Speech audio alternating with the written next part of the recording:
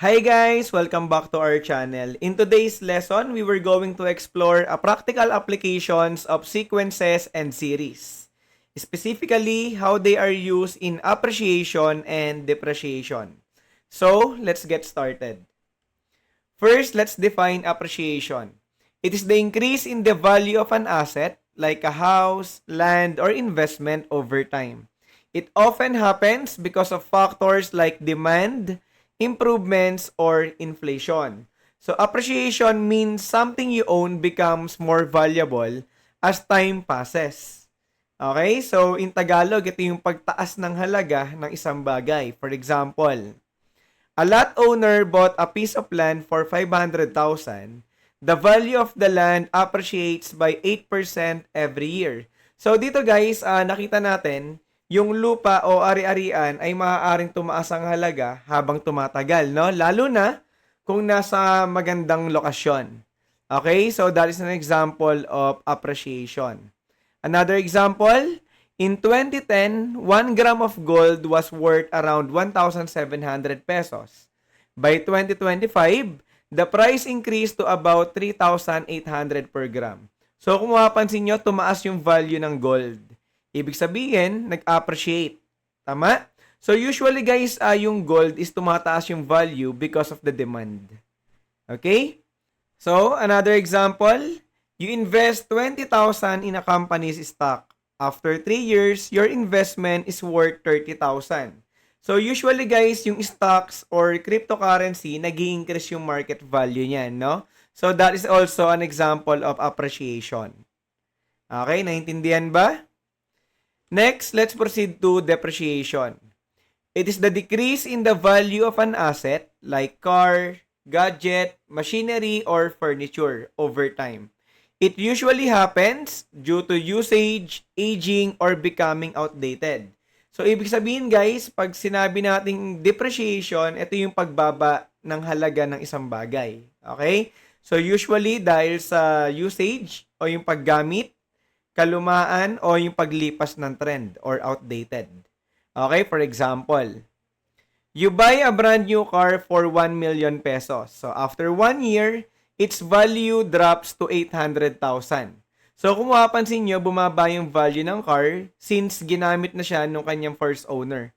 Tama? So, since gamit na yung ating kotse, usually magde-depreciate yung value niyan. Okay, naintindihan ba? Another, a new phone worth 60,000 might drop to 35,000 in value after just 1 year. For example, yung mga iPhone o yung mga bagong Samsung cellphones, no? So, usually guys, syempre pagka bagong labas yan, mas mahal yung value niyan. Then, after 1 year, since may mga bago ng trend, okay, so usually outdated na yung mga lumang phone, di ba? So, usually bababa yung value niyan. Okay, so that is also an example of depreciation. Next, a factory machine costs 500,000 and loses 10% of its value each year due to wear and tear. Okay, so since yung mga machine is ginagamit ng factory, although that is an investment dun sa company, no? Kasi nagagamit nila yan sa business nila. But yung cost ng machine is bumababa. Okay, kagaya dito, it loses 10% of its value. So, syempre, since ginagamit, so naluluma yung ating machines or mga machinery, so usually bababa talaga yung mga or magde-depreciate talaga yung kanilang mga value. Okay?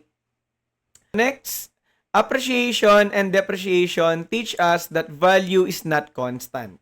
It changes over time based on use, care, demand, and time.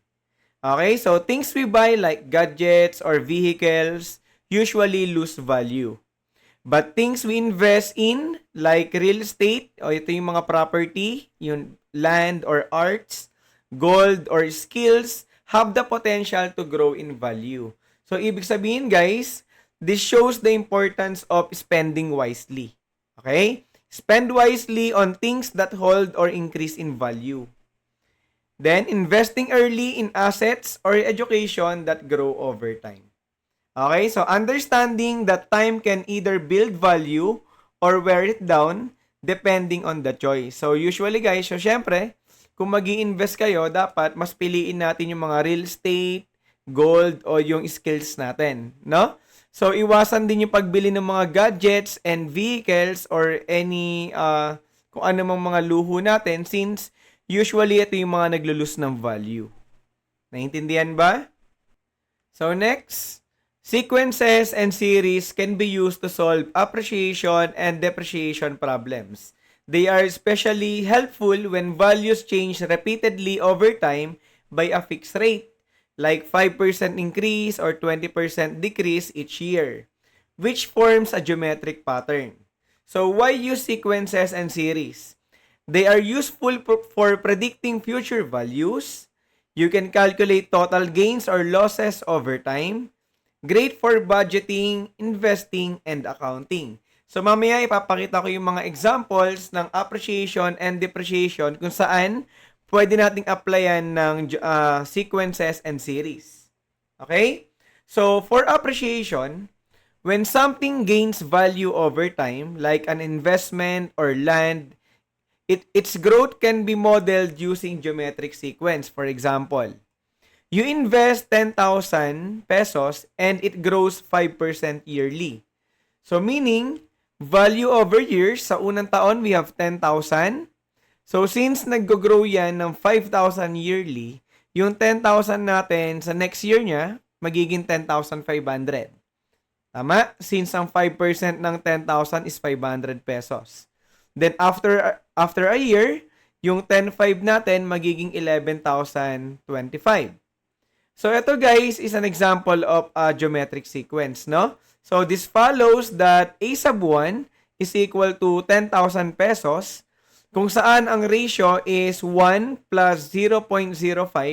Tandaan guys, pagka appreciation, ang gagamitin natin to solve for the ratio is 1 plus yung rate. Okay, so dito ang rate natin is 5%, which is equivalent to 0.05. So 1 plus 0.05, ang common ratio natin is 1.05. Okay, so ganyan kinukuha yung common ratio kapag appreciation. For depreciation naman, when something loses value over time, like a car or gadget, we also use a geometric sequence, but the ratio is less than 1. Okay? So, mas mababa sa 1 yung ratio since decreasing. For example, a car worth 1 million pesos loses 20% each year. So, ang value ng car sa unang taon, that is 1 million pesos. Tama? Then, after a year, magiging 800,000. Then, after a year, magiging 640,000. So, yung value natin over years is an example of a geometric sequence, no? Decreasing. So, this follows that yung A sub 1 natin, yung first term, is 1 million pesos. Then, yung common ratio natin is 1 minus 0.20. So, dito guys, ang ginamit natin subtraction since decreasing, no? Or depreciation, yung ating problem. Tandaan yan ha. So, to solve for the common ratio, use 1 minus yung rate. So, ang rate natin is 20%. That is equivalent to 0.2 or 0.20. So, 1 minus 0.20, ang common ratio natin is 0.8. Okay? So, naintindihan ba? So, ang difference nito guys, sa appreciation, to get the common ratio, ang gagamitin nyo plus. Sa depreciation naman, to get the common ratio, ang gagamitin minus. Okay? So now let's go to our problem number 1. A lot owner bought a piece of land for 500,000 pesos. The value of the land appreciates by 8% every year. What will be the value of the land after 5 years? So dito guys, may binili yung lot owner ng land, piece of land, which is 500,000. And then ang sabi, yung value daw ng land is tumataas 8% every year. So, ang tinatanong sa atin, what will be the value of the land after 5 years? So, solve natin. First, let's identify the variables. So, let A sub n equals to the value of the land after n years. Okay? So, dito, ang kukunin natin is yung value ng land after 5 years. So, ano ba yung mga given natin? So, first, Ang A sub 1 natin dito guys is the value of the land after 1 year. Ang common mistake dito, ginagamit nating A sub 1 yung 500,000. So, hindi mo gagamitin to as A sub 1, no? So, gagamitin natin yung 500,000 to get A sub 1. So, paano yon? First, identify natin yung common ratio. Ang R natin is 1 plus 0.08. Nag-plus tayo since appreciation yung ating problem. Tama? Then, yung 0.08 naman, that is 8%. Galing siya dito. So, convert nyo lang yung 8% to decimal, that is 0.08. Naintindihan? So, 1 plus 0.08, that is 1.08. Okay? So, now, pwede na natin kunin yung A sub 1. So, since nag-i-increase yung 500,000 ng 0.08, so, mumultiply mo lang yan. 500,000 times yung 1.08. So, yung 500,000 natin, magiging 540,000 in 1 year. So, ito ngayon, guys, yung ating A sub 1. Okay, we have 540,000. And then, we are asked to find the value of the land after 5 years. So, ibig sabihin, ang N natin is equal to 5. Okay? So, ang next step natin, gagamitin natin yung nth term ng geometric sequence. So, to get the fifth term, yung ating A sub 5, gagamitin natin yung formula ng geometric sequence. No? Yung A sub n equals A sub 1 times R raised to n minus 1. Kung saan yung n natin is equal to 5. So, we have A sub 5. Ibig sabihin, ito yung fifth term. No? Ito yung value ng land after 5 years. Equals A sub 1. So, ang A sub 1 natin is 540,000. Times R. So, ang R natin is 1.08. Raised to n minus 1. So, ang n natin is 5. So, that is 5 minus 1. So, now, gamitin natin yung ating calculator to solve for the A sub 5. No? So, try natin. 540,000 times 1.08. Yung 1.08 natin, naka-raise kay 5 minus 1. So, we have 1.08 raised to 5 minus 1. Nakuha ba? Then, press equal. So, we have 734,664.04. Tama? Ito na ngayon yung ating A sub 5. So, therefore, the value of the land after 5 years is 734,664.04. So next, let's proceed to problem number 2. A cell phone was purchased for 32,500 in 2015. If the value of the cell phone depreciated annually by 16%, find its value now, 2025. Okay, ito yung ating present year. Okay? So, solve natin. So, let A sub n, the value of the cell phone, n years after 2015. Tama? So, unang gagawin, kunin natin yung ating A sub 1. Again, ang A sub 1 natin is the value of the cell phone after 1 year. Okay, so magkano ba natin na-purchase yung phone? 32,500 noong 2015. So, sabi dito, the value of the cell phone depreciated annually by 16%. So, ibig sabihin, to get the common ratio, that is equal to 1 minus, nag-minus tayo kasi depreciating tayo eh. Okay? Minus 16%, that is 0.16. So, ang R natin is 0.84. Tama? Ito na ngayon yung ating common ratio. Ngayon, kunin natin yung A sub 1. Yung the value ng cellphone after 1 year. So, ang gagawin nyo lang, yung price ng ating cellphone, which is 32,500, times 0.84. So, ang lalabas dyan is 27,300. So, this will be our A sub 1. Okay? The value of the cellphone after 1 year. Nakuha ba? So, ngayon, ilang taon ba meron yung nakalipas, no? Kasi dito, binili natin yung phone 2015 and today, 2025 na. So, susubtract lang natin yan. 2025 minus 2015. So, ang N natin is equal to 10. Which means 10 years, no? So, 10 years na yung cellphone. So, now, pwede na natin gamitin yung nth term ni geometric sequence to get the present value ng ating cellphone. Tama? Kung saan ang N natin is 10. So, substitute natin.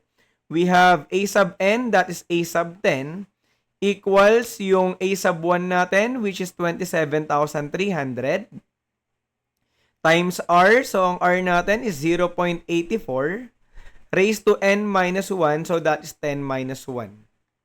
Tama? So, ngayon, pwede na nating isolve yan gamit yung ating calculator. So, try natin. So, 27,300 times 0.84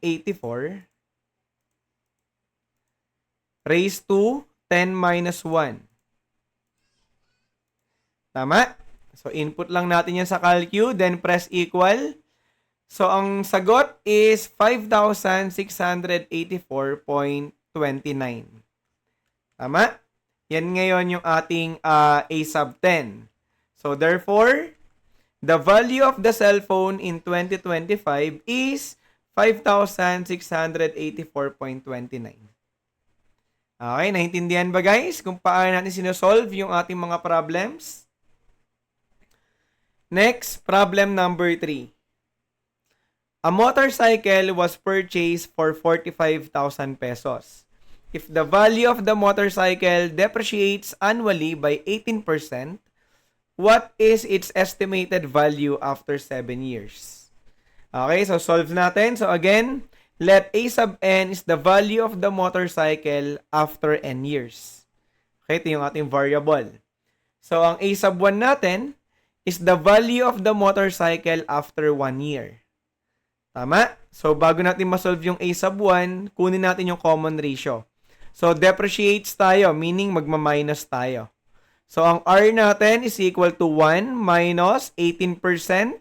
That is 0.18. So, subtract nyo lang. 1 minus 0.18, that is 0.82. Tama? So, ngayon, pwede na natin kunin yung A sub 1.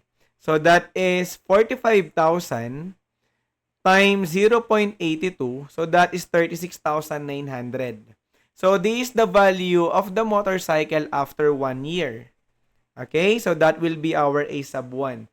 So, dito, what is its estimated value after 7 years? So, ibig sabihin, ang N natin is equal to 7.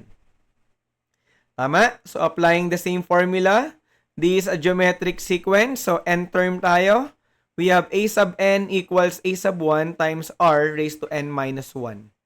So, substitute natin. N equals 7. So, we have A sub 7. Ito yung 7 term.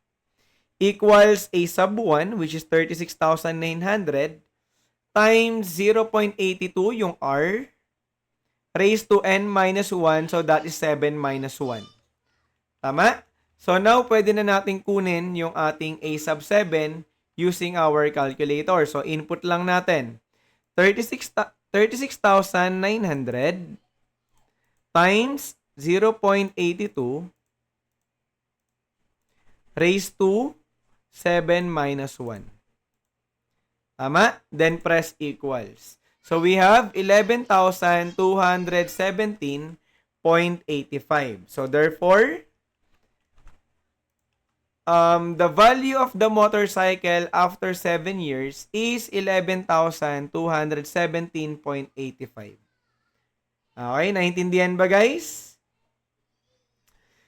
And that's it for our lesson today. I hope you were able to understand the topic. So if you have any questions or clarifications, feel free to drop a comment below. So thank you guys for watching. This is Prof. D. See you on the flip side. Bye!